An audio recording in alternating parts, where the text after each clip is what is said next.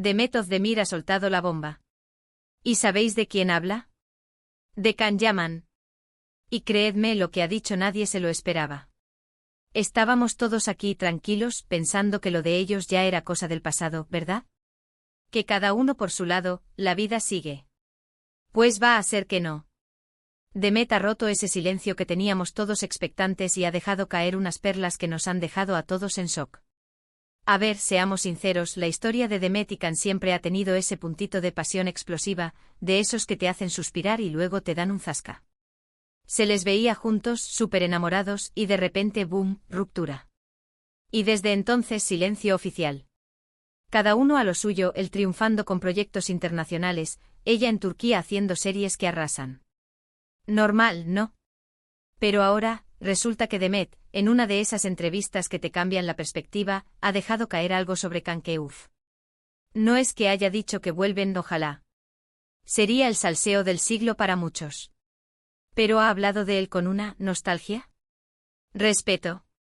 No sé cómo definirlo, pero se notaba que hay algo ahí todavía. Lo que yo creo que está pasando es que, después de un tiempo prudencial, uno empieza a ver las cosas con más calma.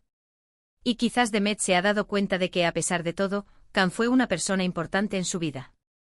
No son tonterías los que se viven, ¿eh? Y ella, que es súper honesta, pues lo ha dicho. Muchos dirán que es solo una frase, una palabra al aire. Pero yo sospecho que hay más. Es la forma en que lo dijo, la mirada que puso, ese pequeño titubeo antes de responder. No era una respuesta ensayada, era real. Y claro, esto abre la caja de Pandora. ¿Significa que se siguen queriendo?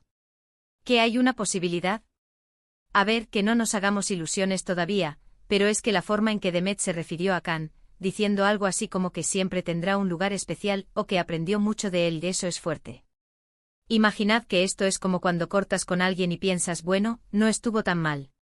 Pero si encima esa persona es Can Yaman, que tiene ese magnetismo brutal, pues es normal que te remueva algo por dentro.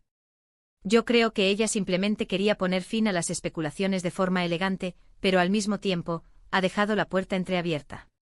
Es como decir, sí, terminamos, pero no fue un error, y valoro lo vivido.